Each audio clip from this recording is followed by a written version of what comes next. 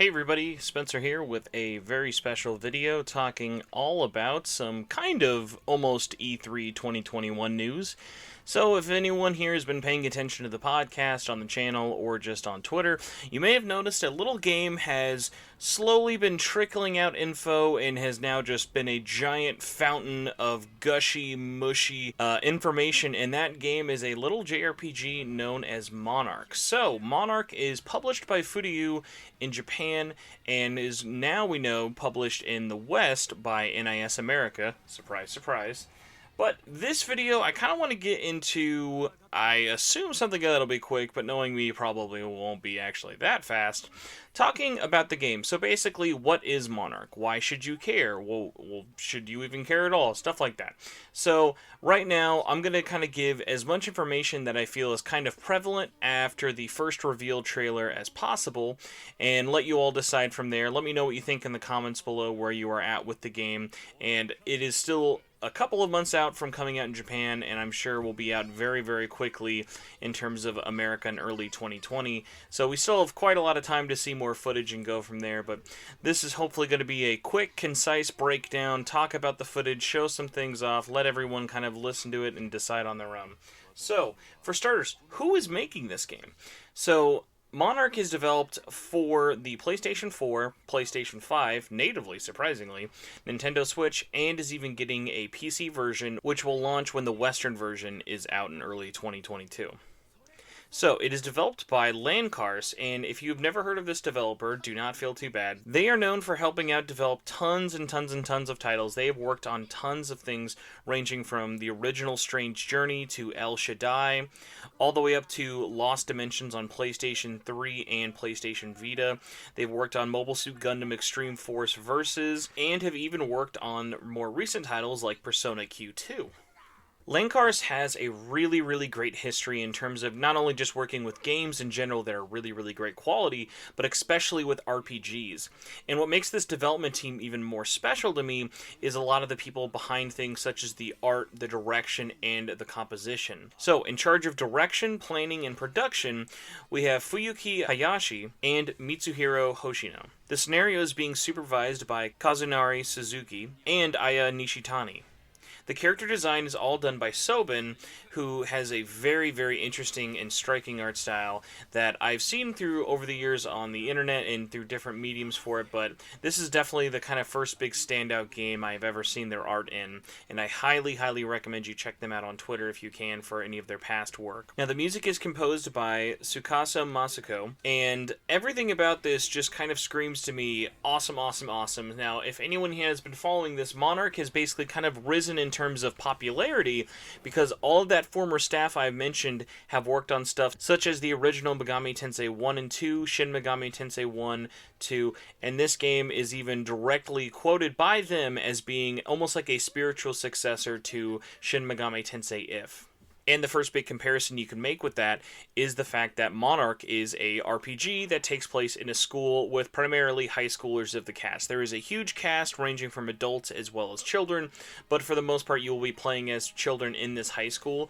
And for me personally, I was a little worried and cautious hearing that because you hear so many games and you see so many games that are just generic high schoolers, anime aesthetic, and you kind of like, you can close your eyes and think, okay, JRPG, high schoolers, I'm kind of getting an idea of what it's going to look like. But the art style is a mixture of like very dark, edgy, and very mysterious, while also having almost armored-clad knights that are reminding me of something you would almost see in like a FromSoft game. I think getting Sobin on for the art direction, not only just with the characters, but also for the world, has just been such an interesting choice, and just looking at the wide range of cast you see, and on top of the fact that it doesn't have that generic kind of anime look. And I've seen people say that, oh, it looks a little too generic-y for me, but obviously this is just my opinion.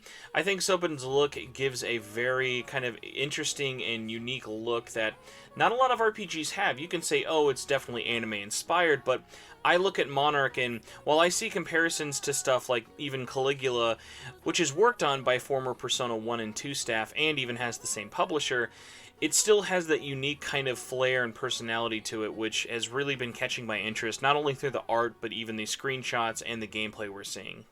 So, without getting into too much of spoilers, the story basically casts you in this mysterious school, and you are the vice president. It is up to you to pick whatever path suits you best. There are various characters that you'll be interacting with, ranging from people who are part of the school in terms of the faculty, or other students and classmates and stuff like that, and various relationships are going to change, less in terms of interacting with them socially, and more in terms of the choices you seem to take in terms of the story, which I'm very much in favor of, especially because this looks to just be like a straight run-of-the-mill, here is the story, here is your location, choose the different paths you want to take, but not having a bunch of downtime, because this very much so seems to me like a serious story which is going to be covering a lot of different themes, which I really appreciate, because even though this takes place in a school of sorts, the outfits for all of the characters do not scream generic high school.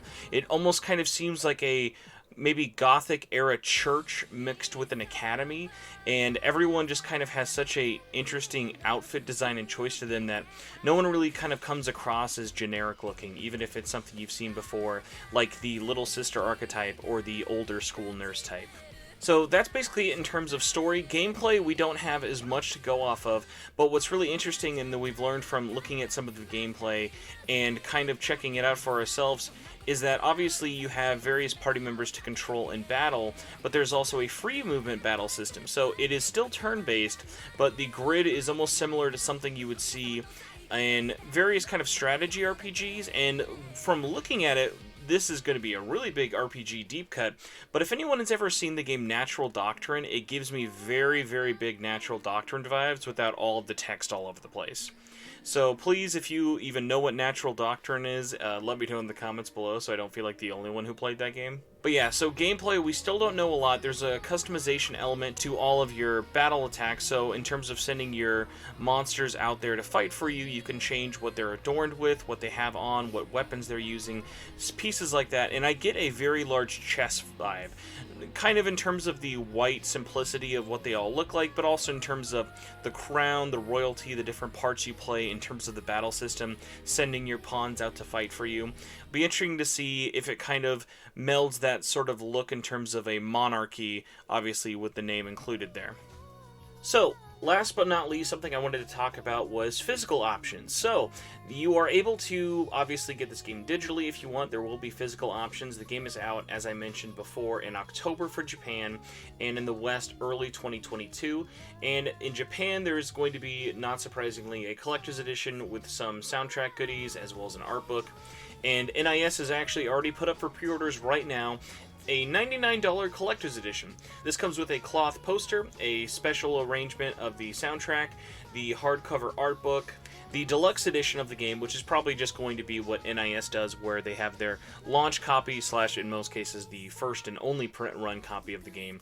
Usually has a couple extra goodies or maybe an instruction manual, and an acrylic standee for 5 characters, all of this placed in a nice little box.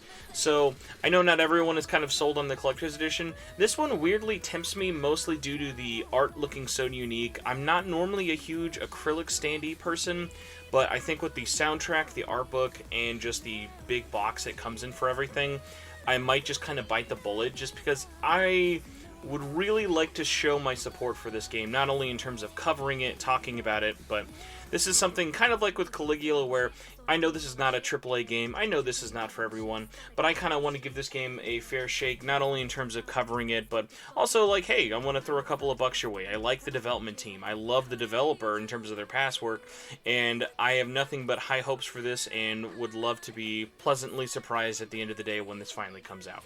Well, either way, that is a quick summary of not only what is Monark, what's the story looking like, what's the gameplay hopefully going to be like, and when you can buy it and in what form. Like I said, PlayStation 5 natively, big ups for that, because there's not a lot of native Japanese role-playing games on the PlayStation 5 right now. Nintendo Switch, PlayStation 4, and PC via Steam eventually. Let me know what you think of Monarch. Have you been sold from the trailer? Did your expectations get maybe brought down a little bit? I want to hear all of everyone's thoughts, even if you think it looks like generic anime trash, or if you are excited for it to be the next coming of Christ or the next royalty of JRPGs. Let me know what you think in the comments below. Thank you all so much, by the way, if you did join us for the live reactions we did yesterday for the live stream of the trailer. I had a really fun time talking with David, Kuro, Ozzy, and Mac. That was just a really, really fun time. Also, look forward to more E3 content over the next couple of days. I will try to react to as much of that as humanly possible. Either way, have a good rest of your night, everyone, and I will see you all later. Bye. Okay, into the video fun fact, because I forgot to say this, and I have to include this because it's really weird, so I guess think of this like a bonus bit for the video.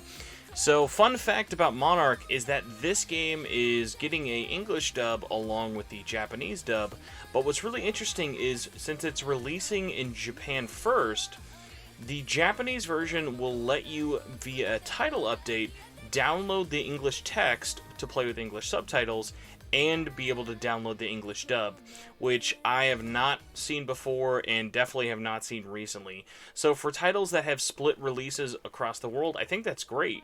Because, like, let's look at titles like something similar, and I hate that I'm using this as a comparison, but it's just so perfect.